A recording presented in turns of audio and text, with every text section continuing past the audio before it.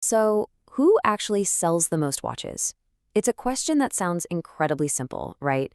But the answer completely shatters the way we think about the entire watchmaking industry. In this explainer, we're going to totally ignore the luxury hype, the glossy magazine covers, and all that romanticized craftsmanship. Instead, we're looking purely at these staggering, undeniable numbers. We're talking actual volume, units sold, to figure out who really dominates the wrists of the world.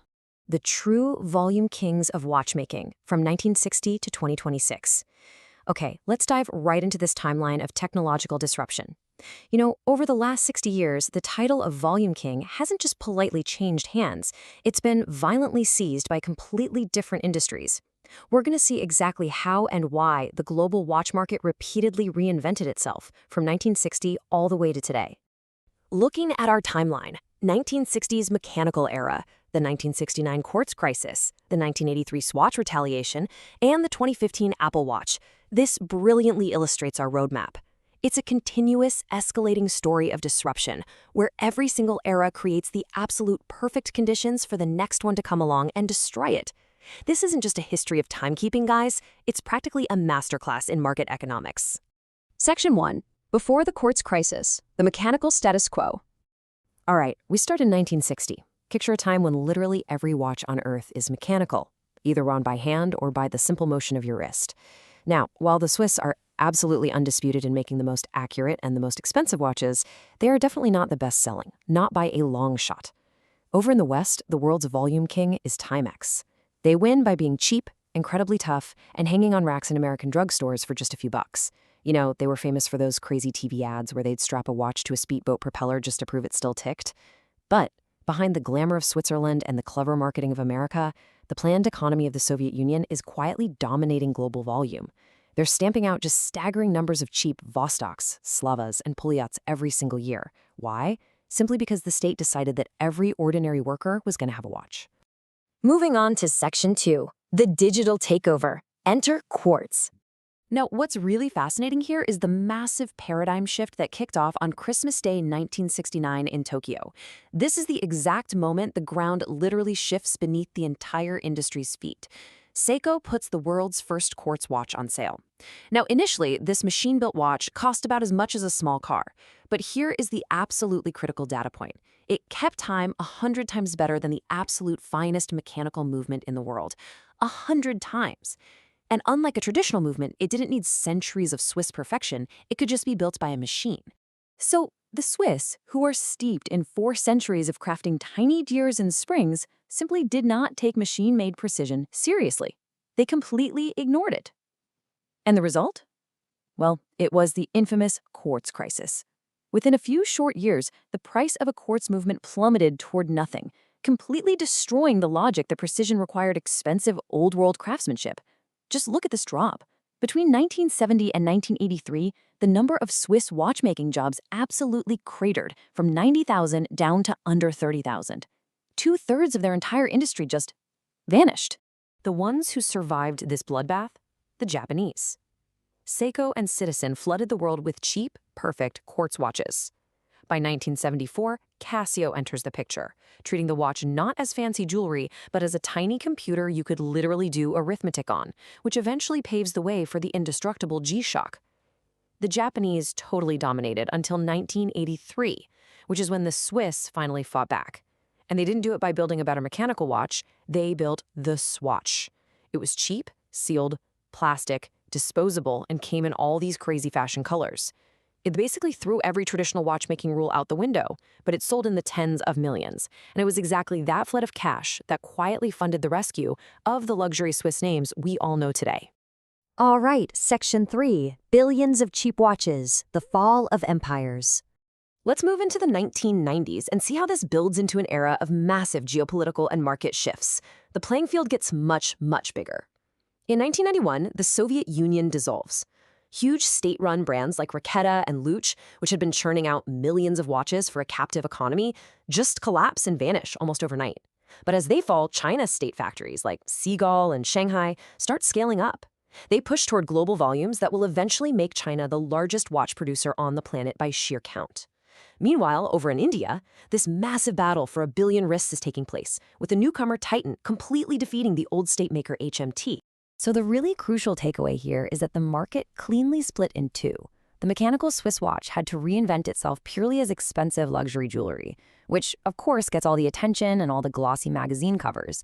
But out in the vast, cheap world that actually moves serious units, brands like Casio and Citizen's budget label Q&Q were shipping just endless truckloads of quartz watches for literally a couple of dollars a pop.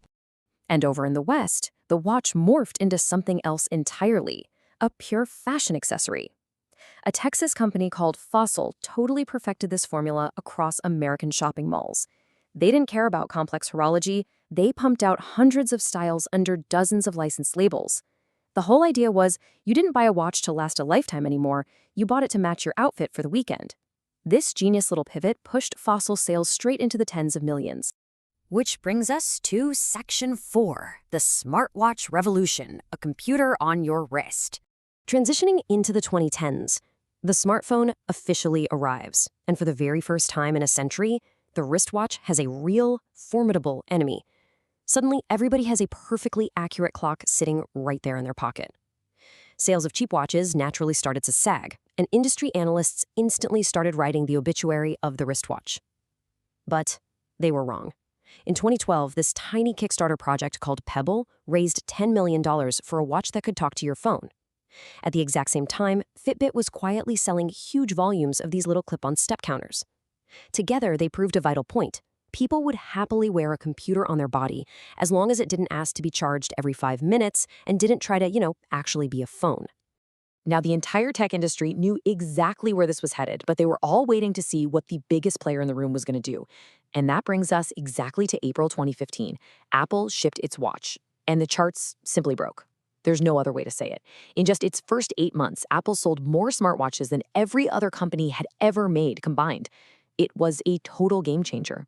But if we look purely at the volume, there's a fascinating parallel story happening here. While Apple was pulling away at the very top of the market, adding fancy GPS and heart sensors, Xiaomi started selling a $15 fitness band over in China. It barely even had a screen, but it was moving an unbelievable number of units to the 4 billion people that Apple had priced right out of the market. So the wristwatch became a small computer at both the absolute top and the absolute bottom of the market simultaneously. Then 2020 hits. Suddenly, everybody is deeply, deeply interested in their own heartbeat and blood oxygen levels. The pandemic basically turned the smartwatch into a medical device overnight, causing this massive surge in sales across the entire board. Apple, Xiaomi, Samsung, and Huawei just soared. We also saw a massive wave of $30 Indian brands like Boat and Noise selling unprecedented numbers. Garmin managed to lock down the serious athlete niche, basically building a fortress out of the one customer Apple didn't really want, while Fitbit, the company that arguably helped invent the whole category, just slowly faded into the background. Which brings us to this staggering peak. In 2022, Apple shipped 53 million watches in a single year. 53 million. Just let that sink in for a second. That is more watches than the entire Swiss watch industry has produced in any single year of its entire centuries-long history. The wristwatch quietly but surely became the most personal computer most people actually own. But as we know, the volume crown is relentless. By 2024, Apple's volume had actually slipped back down into the low 30s of millions. And the irony here is just total. The most valuable watch company on Earth wasn't humbled by a rival making a superior watch. No, they were humbled by a patent fight that forced them to switch off a simple blood oxygen sensor in America, a feature that, let's be honest, almost nobody actually uses. Growth stalled out, while underneath them, brands like Huawei and those cheap Indian brands just kept churning out massive shipments based purely on super aggressive pricing.